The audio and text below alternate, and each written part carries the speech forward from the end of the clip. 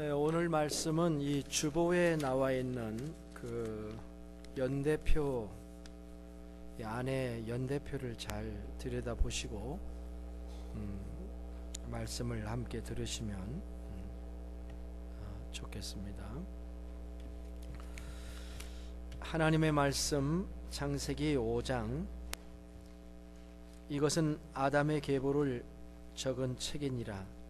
하나님이 사람을 창조하실 때에 하나님의 모양대로 지으시되 남자와 여자를 창조하셨고, 그들이 창조되던 날에 하나님이 그들에게 복을 주시고 그들의 이름을 사람이라 일컬으셨더라. 아담은 130세에 자기의 모양 곧 자기의 형상과 같은 아들을 낳아 이름을 셋이라 하였고, 아담은 셋을 낳은 후 800년을 지내며 자녀를 낳았으며 그는 930세를 살고 죽었더라. 셋은 105세에 에노스를 낳았고, 에노스를 낳은 후 807년을 지내며 자녀를 낳았으며 그는 912세를 살고 죽었더라. 에노스는 90세에 게난을 낳았고, 게난을 낳은 후 815년을 지내며 자녀를 낳았으며 그는 905세를 살고 죽었더라. 게난은 70세에 마할랄레를 낳았고, 마할랄레를 낳은 후 840년을 지내며 자녀를 낳았으며 그는 910세를 살고 죽었더라. 마할랄렐은 65세에 야렛을 낳았고, 야렛을 낳은 후 830년을 지내며 자녀를 낳았으며 그는 895세를 살고 죽었더라. 야렛은 162세에 에녹을 낳았고, 에녹을 낳은 후 800년을 지내며 자녀를 낳았으며 그는 962세를 살고 죽었더라.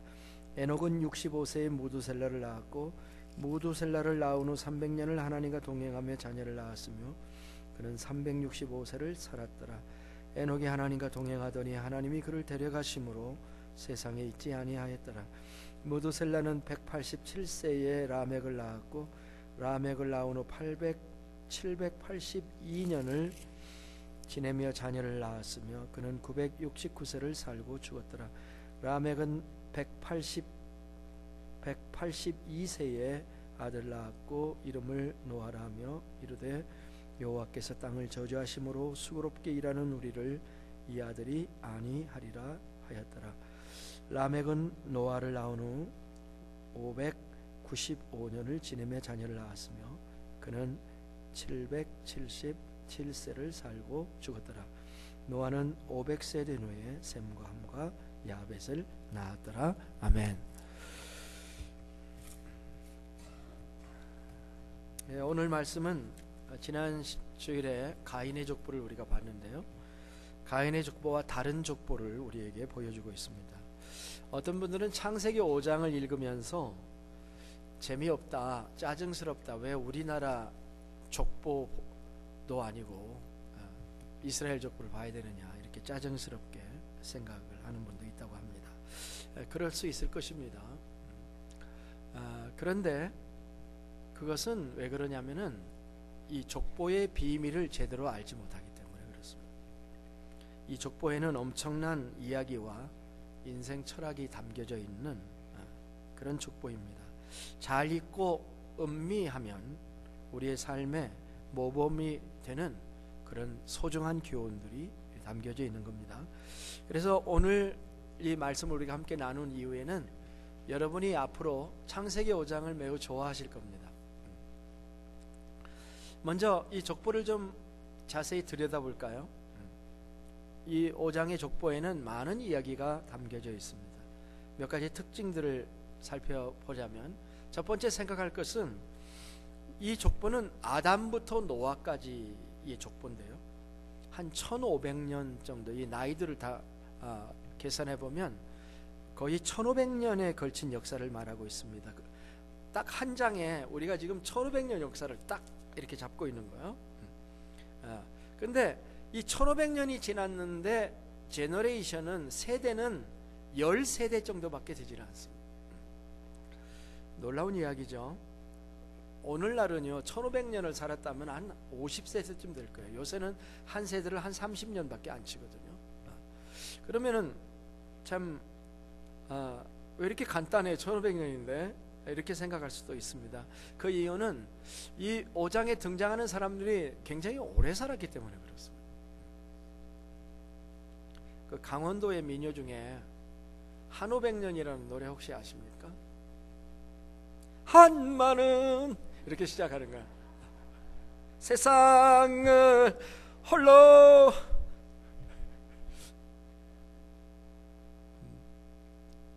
그죠?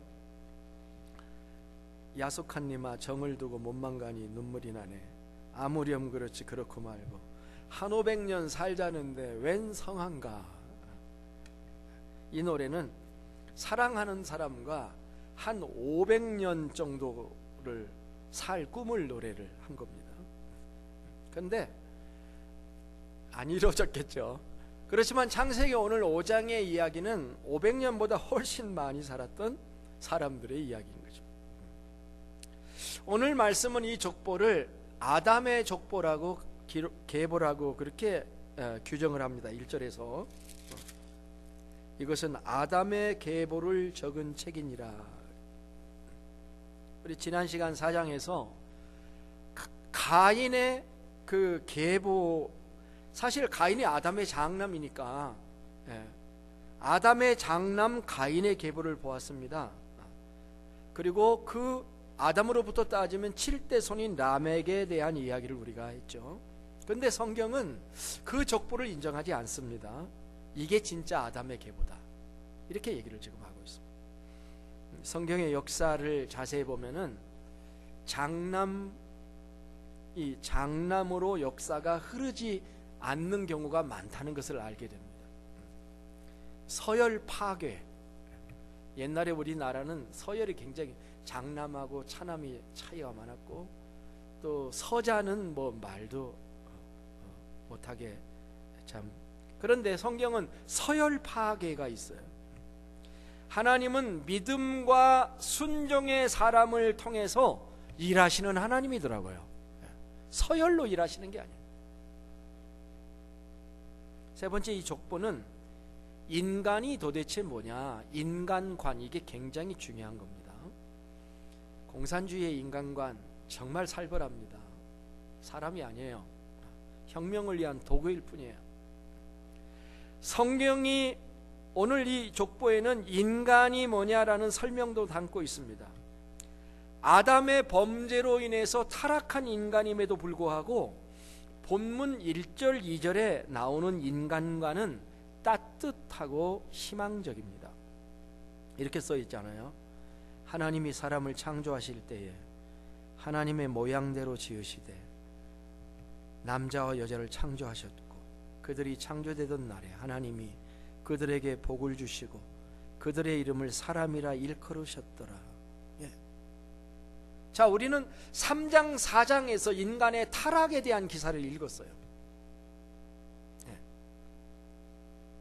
그런데 타락 이후에도 하나님의 원칙은 변치 않았으며 여전히 사람은 하나님의 축복 아래에 있다고 하는 것을 지금 말하고 있잖아요. 인간의 전적 타락을 부정하고, 어떤 사람은 인간은 완전히 타락해서 쓸모없게 됐다고 말하지만 여전히 인간의 전적 타락을 말하는 것보다는 희망의 끈을 놓지 않고 있는 모습을 우리 말씀에서 볼 수가 있는 거예요. 그 다음에 이 족보는 매우 독특한 기록 방식을 가지고 있습니다. 한 사람의 생애에 대해서 굉장히 기록 방식이 특별해요. 그 기록 방식은 이겁니다. 우리가 지금 읽어봤는데요. 낳았고 그 다음 뭐예요? 낳았고 다음에 또 있어요. 낳았고 낳았으며 죽었더라, 이거예요. 따라서 낳았고 낳았으며 죽었더라. 하나만 난 사람은 두 번째가 없어요. 낳았고 낳았으며 죽었더라, 이렇게 되어 있어요. 한 사람의 생애를 이런 틀에다가, 이 툴에다가 담았습니다. 아담, 셋, 에노스, 게난, 마할랄렐, 야렛, 무두셀라, 라멕까지 8명의 삶은 그렇게 기록이 되어 있습니다. 사실은 3가지가 아니라 2가지죠. 낳고 낳았음이라는 것은 다 자식을 낳았다는 얘기입니다. 앞에 낳고는 처음 자식을 낳은 걸 얘기하는 것이고, 낳았고는 그 이후에도 계속 낳았는데 마지막까지 낳았다라고 말하는 것이죠. 참 이상하게 기록했어요. 죽을 때까지 낳았나 봐요. 그런 형식으로 기록을 했어요. 아담의 예로 봅시다. 3절부터 5절이 아담을 설명하고 있는데요. 아담은 130세에 자기의 모양 곧 자기의 형상과 같은 아들을 낳아 이름을 셋이라 하였고, 아담은 셋을 낳은 후 800년을 지내며 자녀를 낳았으며, 여러분 800년을 지내면서 자녀를 낳으면 몇 명이나 낳을까요? 그러니까 첫 아들을 낳고 그 다음 설명이 800년을 지내며 자녀를 낳다가 930세에 죽었더라, 이렇게 기록해요. 죽을 때까지 자녀를 낳은 걸로 기록하고 있다니까요. 그런데 이 족보에는 이 인간의 운명을 거역하는 한 사람이 등장합니다. 그것이 이 족보의 비밀이에요. 누구죠? 에녹이라는 사람입니다. 에녹. 근데 4장과 5장을 읽다 보면 헷갈려요. 어떤 에녹인지를 알아야 돼요. 가인의 아들이 에녹이에요, 이름이. 우리 지난 시간 살펴본 것처럼. 그러니까 그 에녹이 아닙니다. 아담의 7대 손인 에녹이에요. 오늘 21절부터 24절까지 에녹에 대한 기록이 나오는데요. 이 에녹은 이 창세기 5장의 족보에서 아주 하이라이트해서 봐야 돼요. 아주 특별한 그런 존재로 소개를 하고 있는 겁니다. 에녹은 낳았고 낳았으며 죽었더라는 이 삶의 루틴이거든요. 여러분이나 저나 루틴대로 따라가잖아요. 낳았으며 죽었더라, 이게 루틴인데요. 이 루틴을 깨트린 사람이 에녹이다 라고 하는 것입니다. 21절부터 24절을 보겠습니다. 에녹은 65세에 무두셀라를 낳았고, 무두셀라를 낳은 후 300년을 하나님과 동행하며 자녀들을 낳았으며, 그는 365세를 살았더라. 에녹이 하나님과 동행하더니 하나님이 그를 데려가심으로 세상에 있지 아니하니라 하였더라. 이 사람 에녹은 자기 앞에 살았던 선조들과는 다른 삶을 사는 사람입니다. 또 자기 뒤에 자기의 자녀인 무두셀라나 라멕이나 노아와도 다른 삶을 산 아주 독보적인 존재입니다. 그의 삶은 낳았고 낳았으며 죽었더라는 공식이 맞지 않는 첫 번째 사람이 되었습니다. 그의 삶은 낳았고 낳았으면은 있는데 죽었더라가 없는 기록이에요. 죽었더라가 없는 대신 하나님이 데려가셨다라는 말을 사용하고 있습니다. 하나님이 데려가셨다는 말은요, 죽었다는 말이 아닙니다. 요즘은 우리가 돌아가신 분들을 보고 하나님이 불러가셨다, 하나님이 데려가셨다 이렇게 말로 사용하기도 합니다만은, 오늘 본문에서 데려가셨다고 하는 말은 전혀 그게 아닙니다. 죽음을 보지 않고 하나님께 간 사람으로 성경은 기록한 것입니다. 죽음을 보지 않고 영생에 들어간 사람, 에녹은 참 놀라운 사람이죠. 창세기 5장부터 벌써 죽음을 보지 않고 하나님께 직접 간 사람에 대한 기록을 우리에게 해주고 있는 거죠. 마치 나사로가 부활할 때 예수님이 나는 부활이요 생명이니 나를 믿는 자는 죽어도 살겠고 무릇 살아서 나를 믿는 자는 영원히 죽지 아니하리니 이것을 내가 믿느냐, 그렇게 말씀하신 그 말씀과 맥이 통하는 말씀이 아닐 수가 없는 것입니다. 우리는 이 사람 에녹을 클로즈업 해가지고 좀 볼 필요가 있습니다. 아직 세상에 지음받은 지 얼마 안 되는 초기잖아요. 초기 때에 죽음을 넘어서는 삶이 있다는 것을 지금 교훈하고 계시잖아요. 창세기 5장의 연대표 주보에 쭉 썼습니다마는, 그림을 하나 놨습니다마는, 그 연대표대로 계산해 보면은 에녹이 살아있을 때, 에녹의 시대에 아담이 아직 안 죽었습니다. 에녹이 있을 때 아담이 아직 안 죽었다니까요. 물론 에녹이 살던 도중에 아담이 죽었지만, 에녹은 아담은 죽었지만 아담처럼 죽지 않고 하늘에 올라간 첫 번째 사람이 되었다는 것입니다. 이것을 통해서 하나님께서 우리에게 무엇을 말씀하기를 원하시는가 하는 것을 생각해 볼 필요가 있습니다. 하나님은 인간이 죄로 죽게 되었지만 믿음의 사람들을 구원하시는 하나님이시고, 하나님은 사람을 영생으로 인도하시는 하나님이라는 것을 하나님은 알리고 싶으신 것이에요.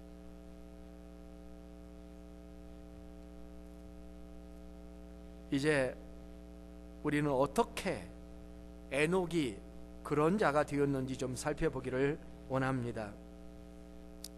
자, 21절부터 24절을 다시 봅니다. 제가 3번 보자고 할 거예요. 이거 두 번째입니다. 21절로부터 24절을 같이 한번 우리가 읽어보겠습니다. 에녹부터 시작. 에녹은 65세에 무두셀라를 낳았고, 무두셀라를 낳은 후 300년을 하나님과 동행하며 자녀를 낳았으며, 그는 365세를 살았더라. 에녹이 하나님과 동행하더니 하나님이 그를 데려가심으로 세상에 있지 아니하더라. 우리는 이 구절에서 몇 가지 진리를 발견하게. 첫째는 에녹은 하나님과 동행하는 사람이었다라고 하는 것입니다. 영어로 하면 walked with God, 함께 걸었다는 거예요. 동행이라는 것. 아담은 동산을 거니는 하나님을 피하여 숨었었습니다. 그가 순결했을 때는 하나님과 함께 동행했었는데, 그러나 하나님과 거리가 생기도록 사탄이 역사했고, 그 결과 아담은 하나님과 동행을 중단하였었던 것이죠. 함께 걷는다는 것은 참 어려운 일이더라고요. 두 사람이 맞아야 함께 걸을 수 있게 된다는 점에서 계속 걷는다고 하는 것은 대단한 일입니다. 부부가 함께 일정 기간을 산다고 하는 것도 대단한 것이에요. 또 평생을 함께 살았다면 얼마나 장애물이 많았겠습니까? 모든 환난과 갓난을 이기고 여러분은 지금까지 살면서 동행하시는 결혼 생활을 하고 있다면 칭찬받아야 할 일이죠. 함께 걷는다는 것, 또 평생을 함께 걷는다는 것, 쉽지가 않아요. 어떤 점에서 베다니 침례교회에서 저와 함께 신앙생활을 하고 계신 분들은 이렇게 말할 수 있어요. 저와 함께 길을 걸어주시는 분들이다, 이런 생각을 합니다. 주일날에, 새벽에, 수요일 저녁에, 그리고 때마다 일마다 함께 동역 코워크 해주시고, 동행 코워크, 워크하고 워크 알아들으세요? 발음은 좀 천천히지만 함께 동역하고 함께 걷고 해주시는 분들이 있기 때문에 제가 살아가고 있는 것이죠. 에녹은 하나님과 동행을 했는데 300년이나 동행을 했다고 하고 있어요. 30년도 아니고 30년도 아니고 300년 동안. 그러나 하나님과 걷는 것이 인생의 최고의 행복이라는 것을 아는 사람은 300년이라고 하더라도 하루를 걷는 것처럼 갈 수 있을 것입니다.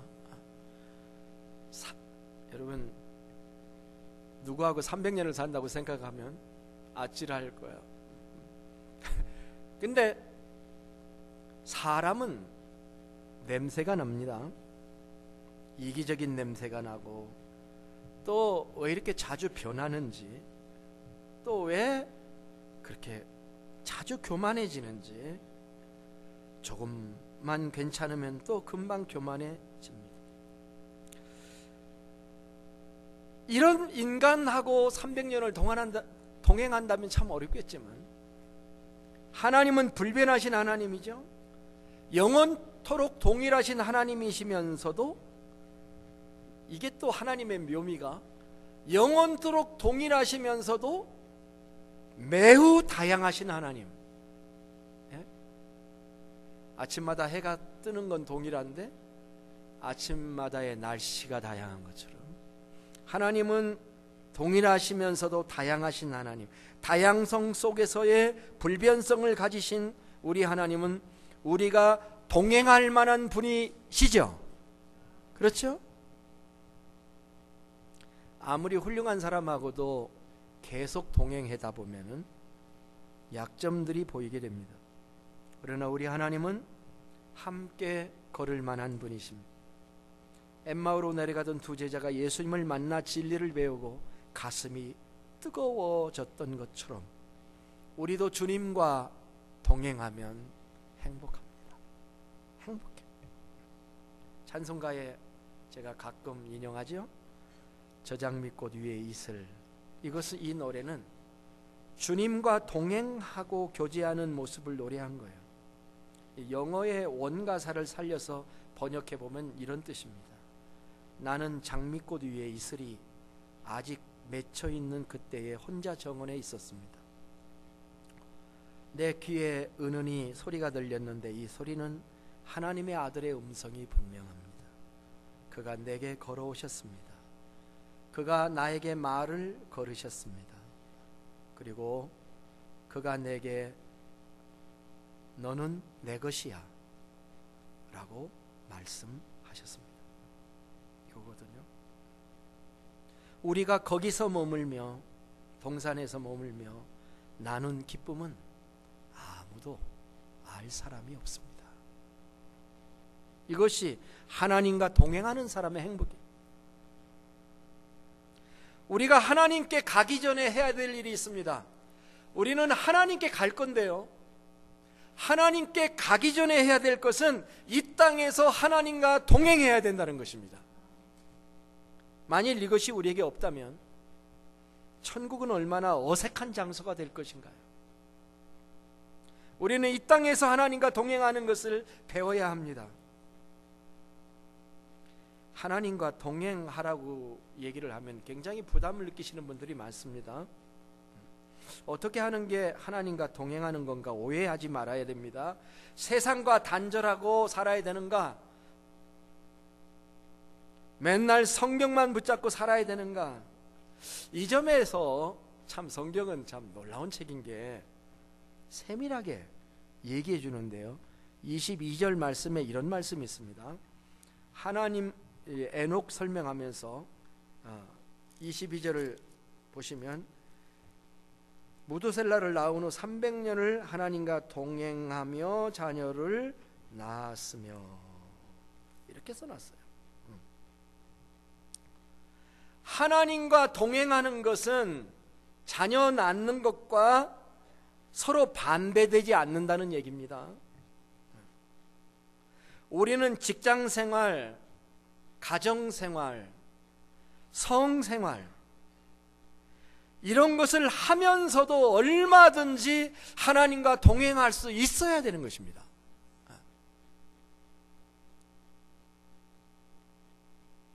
여기에는 주님의 일과 세상 일이 나누어지지 않습니다. 이원론적인 사고방식의 자리가 없어요. 우리는 하나님과 동행하면서 얼마든지 우리의 모든 삶을 충만하게 살아갈 수 있다는 것이요.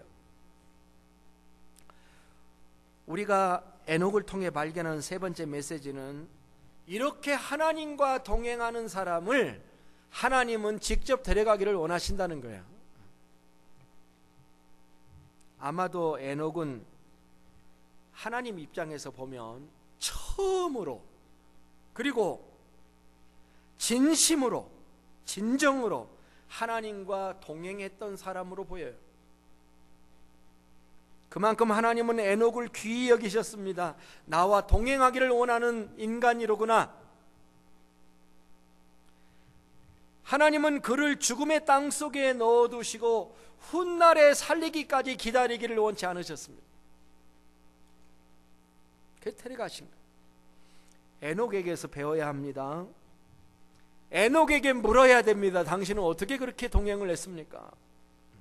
어찌하다 그렇게 되었습니까? 이제 우리는 에녹이 어떻게 하여 하나님과 동행하는 것을 배우게 되었는가를 알아보려고 합니다. 에녹이 하나님과 동행하게 된 데는 계기가 있었습니다. 에녹의 신앙의 비밀입니다. 그것이 무엇일까요? 우리는 알고자 합니다. 그것이 무두셀라의 출생 사건입니다. 자, 마지막으로 21절부터 24절을 다시 보겠습니다. 에녹은 65세에 무두셀라를 낳았고 무두셀라를 낳은 후 300년을 하나님과 동행하여 자녀들을 낳았으며 그는 365세를 살았더라. 에녹이 하나님과 동행하더니 하나님이 그를 데려가심으로 세상에 있지 아니하였더라. 자, 질문을 합니다. 에녹은 언제부터 하나님과 동행을 시작했습니까? 이 구절에 가면 언제부터 에녹은 하나님과 동행을 시작했습니까?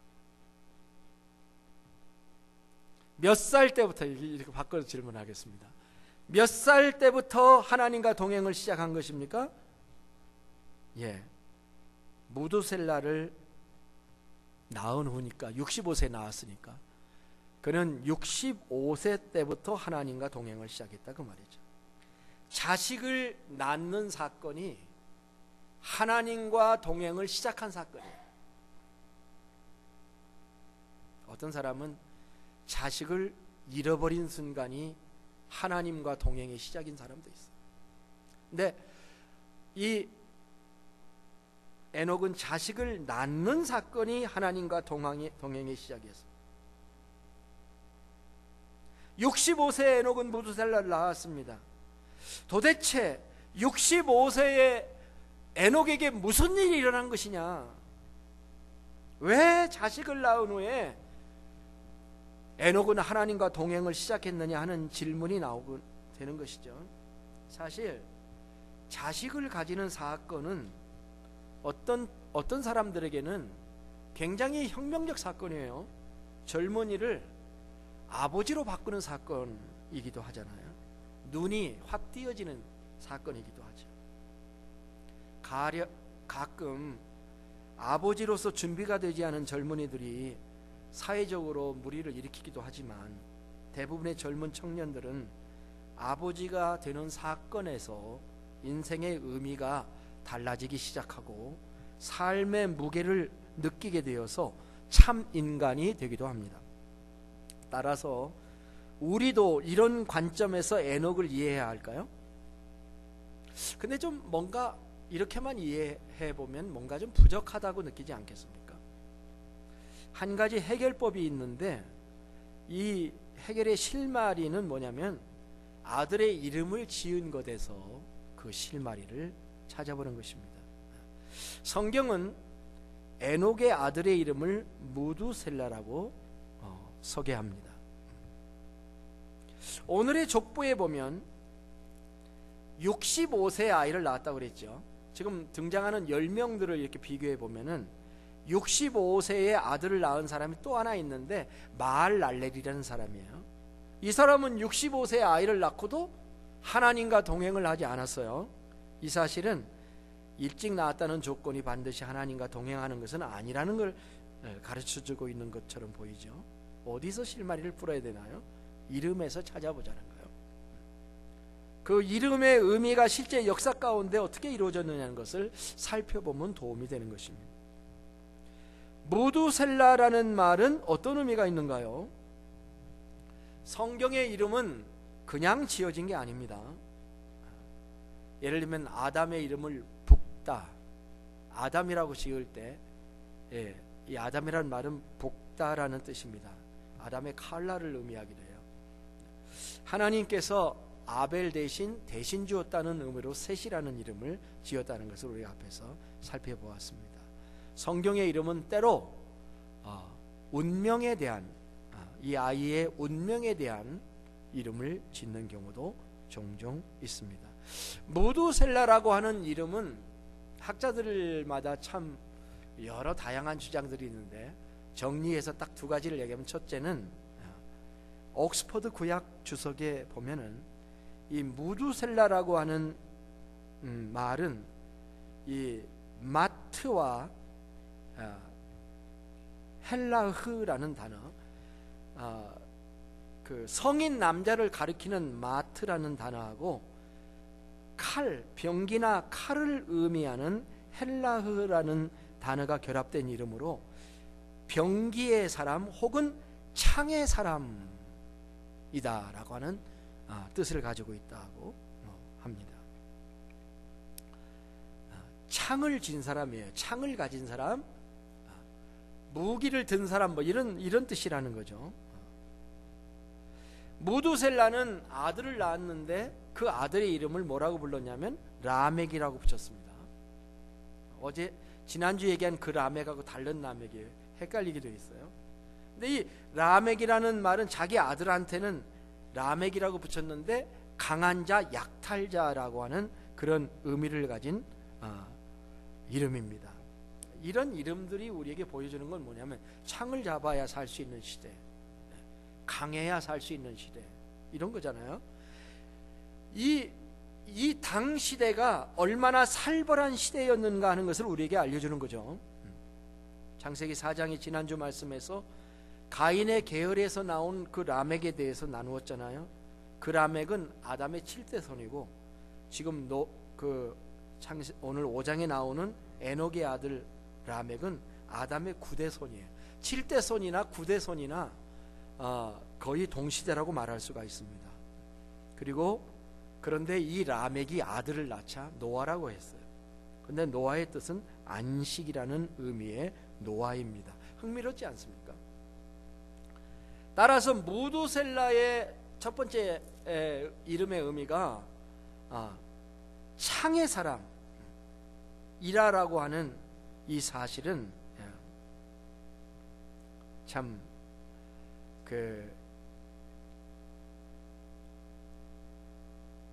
하나님과 동행을 선택하는 이 에녹의 삶과 비교해 볼 때 이런 세상 가운데서 하나님께서 에녹에게 은혜를 주셔서 하나님과 동행하는 삶을 살게 하셨다. 세상이 혼란스럽고 살기 어려운 시대에 하나님을 찾았다, 그런 의미가 있는 거죠. 두 번째, 무두셀라라고 하는 이름은 이 존 디 모리스라고 하는 미국의 창조과학회 프레지던트인데요. 이분은 무두셀라는 어떻게 죽었을까라는 글에서 무두셀라라는 이름을 이렇게 얘기합니다. 그가 죽을 때 심판이 온다라는 거예요. 여기에 대한 학문적인 설명은 제가 안 할게요. 고전의 언어를 가지고 좀 설명하는 건데요.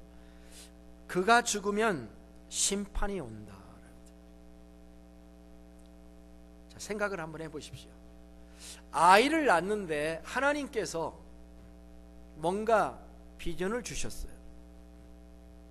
그러면서 이 아이가 죽으면 세상이 끝날 것이다 라는 말씀을 받았다면 여러분은 어떻게 하시겠습니까? 그래요? 알겠습니다 하고 간둡니까? 아마 여러분이라도 언제 세상이 끝난다는 것을 알면 이 아이가 죽으면 세상이 끝이다 라고 하는 사실을 만일 계시를 받았다면, 그걸 이름으로 기록을 했다면 에녹은 이 아이를 낳는 순간부터 하나님과 동행을 시작하게 되었던 것이죠.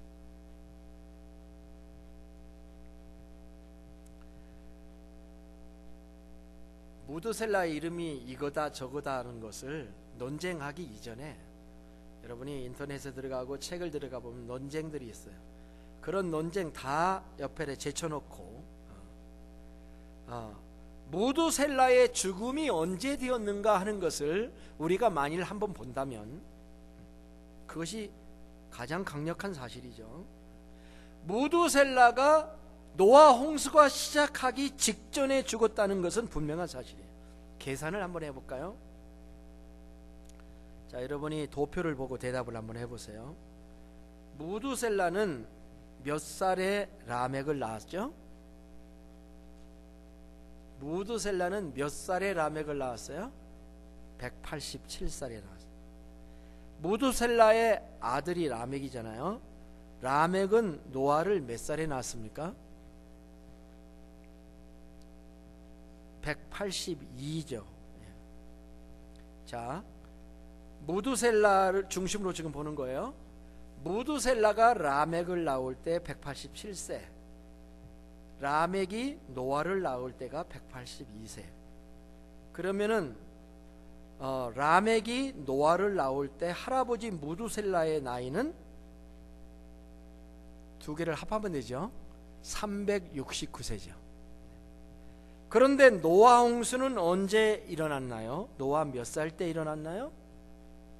노아 600세 때 일어나죠. 그러면 369 플러스 600을 하면 어떻게 돼요? 969살이 되죠.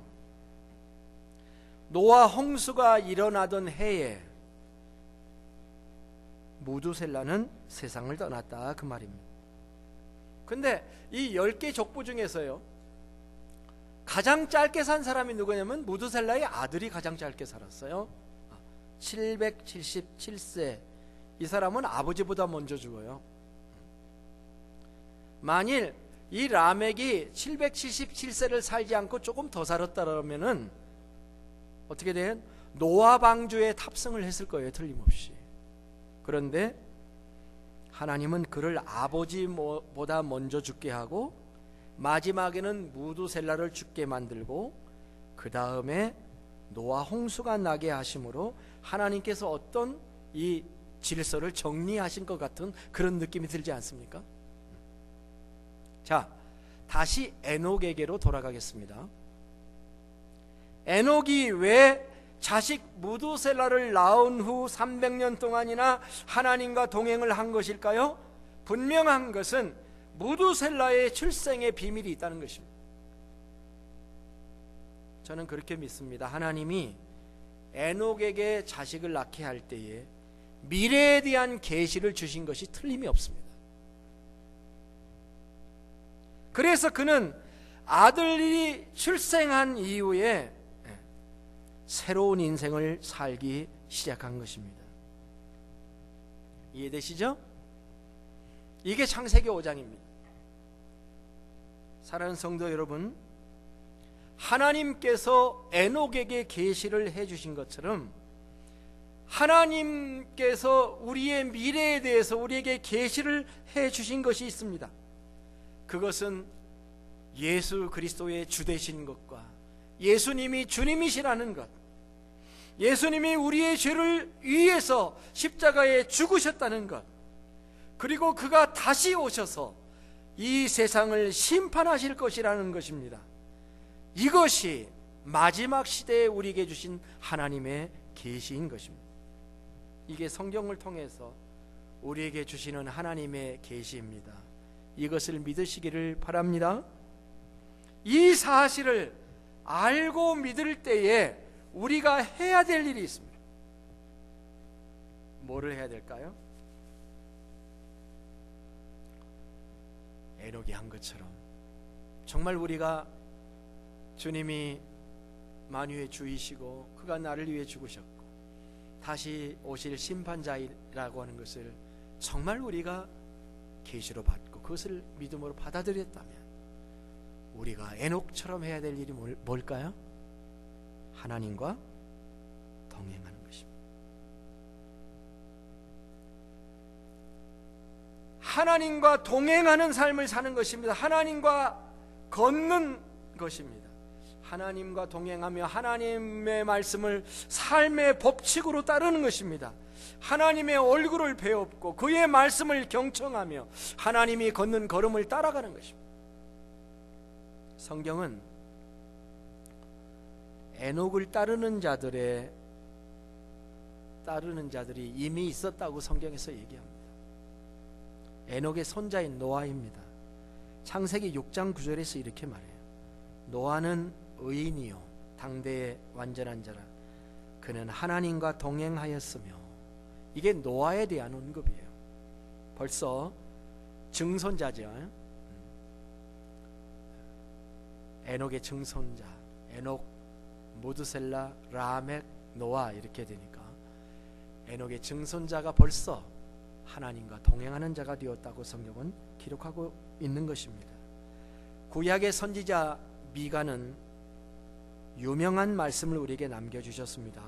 사람아, 주께서 선한 것이 무엇인 것을 내게 보이셨나니 여호와께서 내게 원하시는 것은, 내게 구하시는 것은 오직 공의를 행하며 인자를 사랑하며 겸손히 내 하나님과 함께 행하는 것이 아니냐.